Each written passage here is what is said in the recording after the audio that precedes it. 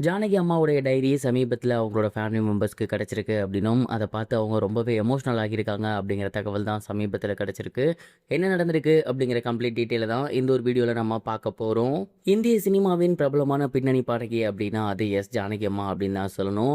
48,000 பாடல்கள் 20 மொழிகள் அப்படிங்கிறது சாதாரணமான ஒரு விஷயம் கிடையாது. மிக பெரும் சாதனை அப்படின்னு தான் சொல்லணும். இப்படிப்பட்ட சாதனையை பண்ணியிருந்த ஜானகி அம்மா இன்னைக்கு நம்ம கூட இல்ல அப்படிங்கிறது மிக பெரும் ஒரு துயரம் அப்படின்னு தான் சொல்லணும். அவங்களோட மறைவுக்கு பிறகு தொடர்ந்து அவங்கள பத்தி நெறைய விஷயங்கள் வெளிவந்த வண்ணம் இருக்கு. அந்த வகையில சமீபத்தில தெரிய வந்திருக்கிறது என்ன அப்படின்னா, ஜானகி அம்மாவோட பர்சனல் டைரி அவங்களோட ஃபேமிலி மெம்பர்ஸ்க்கு கிடைச்சிருக்கு. ஜானகி அம்மா தினமுமே டைரி எழுதும் பழக்கம் உடையவங்களாமா. அண்ட் என்ன நடந்தாலுமே அன்னைக்கு அத அவங்க டைரியில எழுதிருவாங்க. இத பல வருஷமா அவங்க ஃபாலோ பண்ணி வந்துட்டு இருக்காங்க. கடைசியா அவங்களால அவங்களயே பார்த்துக்க முடியாத ஒரு நிலை வந்துச்சு இல்லையா? அதாவது உடல்நிலை ரொம்ப சரியில்லாம போனது. அப்பதான் அவங்க டைரி எழுதுறத ஸ்டாப் பண்ணி இருந்திருக்காங்க. அதற்கு முன்னாடி வரைக்கும் தொடர்ந்து அந்தந்த நாள்ல என்ன நடக்குதோ அது எல்லாத்தையுமே எழுதிருவாங்களாமா. அண்ட் அப்படி அவங்க எழுதியிருக்கக்கூடிய பர்சனல் டைரி அவங்களோட ஃபேமிலி மெம்பர்ஸ்க்கு கிடைச்சிருக்கு. அந்த ஒரு பர்சனல் டைரியில ஜானகி அம்மாவோட எல்லா முக்கியமான விஷயங்களுமே இருந்திருக்கு. குறிப்பா சொல்லணும் அப்படின்னா, சின்ன வயசுல அவங்களுக்கு நடந்த விஷயங்கள், அவங்க ஹஸ்பண்ட முதல்ல எங்க பார்த்தாங்க, கல்யாணம் ஆனதுக்கப்புறம் அவங்களுக்கு எப்படி இந்த திரைத்துறையில இன்ட்ரெஸ்ட் வந்துச்சு, அவங்க கணவர் எப்படிலாம் இவங்களுக்காக இண்டஸ்ட்ரியில ஏறி அலைஞ்சாரு, அண்ட் எந்த பாடல் இவங்க முதல்ல பாடுனாங்க, எந்த மியூசிக் டைரக்டர் இவங்களுக்கு முதல்ல வாய்ப்பு கொடுத்தாங்க, அண்ட் இவங்களுக்கு பிடித்தமான பாடல், ரொம்ப கஷ்டமான பாடல் அப்படின்னு இவங்களோட வாழ்க்கை மட்டும் இல்லாம, இவங்களோட ப்ரொஃபஷனலா நடக்கக்கூடிய விஷயங்களையுமே அந்த ஒரு டைரியில அவங்க எழுதி வச்சிருந்திருக்காங்க. அதில ரொம்ப முக்கியமான ஒரு விஷயம் அப்படின்னா, அவங்களோட ஹஸ்பண்டுக்கு தான் அவங்க மிக பெரும் பக்கத்த ஒதுக்கியிருக்காங்க.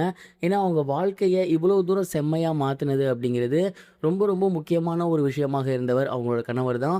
ஸோ, அவரோட இறப்புக்கு முன்னாடியும் சரி, அவரோட இறப்புக்கு அப்புறமும் சரி, தினமுமே அவர ஒரு பக்கத்துலயாவது எழுதிருவாங்களாமா. அந்த அளவுக்கு அந்த டைரியில அவங்க ஹஸ்பண்ட பத்தி அவங்க நெனச்சிட்டே இருந்திருக்காங்க. அண்ட் அதுக்கப்புறம் அவங்க மகன பத்தி எழுதியிருந்திருக்காங்க. சமீபத்தில அவங்க பையன் இறந்ததுக்கப்புறம் அத பத்தியுமே எழுதியிருந்திருக்காங்க. இப்படி ஏகப்பட்ட விஷயங்கள் எழுதியிருந்திருக்காங்க. இதெல்லாம் தாண்டி அவங்க வாங்குன அவார்ட்ஸ், வாங்க மறுத்த அவார்ட்ஸ் அப்படின்னு நெறைய விஷயங்கள அவங்க ரொம்ப ஓப்பனாவே அந்த ஒரு டைரியில எழுதியிருந்திருக்காங்க. அந்த ஒரு டைரியில இருந்த மிக முக்கியமான விஷயங்கள்லாம் படிச்சு பார்த்து அவங்களோட ஃபேமிலி மெம்பர்ஸ் ரொம்ப எமோஷனல் ஆகியிருக்காங்க. குறிப்பா அவங்களோட பேத்திகள் இருக்காங்க இல்லையா? அவங்கள பார்த்துக்க ஆரம்பிச்சதுக்கப்புறம், அவங்க பேத்திய பத்தியுமே நெறைய விஷயங்கள் அந்த டைரியில எழுதி வச்சிருந்திருக்காங்க. அத படிச்சு பார்த்து அவங்க பேத்தி ரொம்பவே எமோஷனல் ஆகியிருக்காங்களாமா. அண்ட் இந்த மாதிரியான ரொம்பவே சோகமான மற்றும் எமோஷனலான விஷயங்கள் சமீபத்தில அவங்களோட வீட்ல நடந்திருக்கு.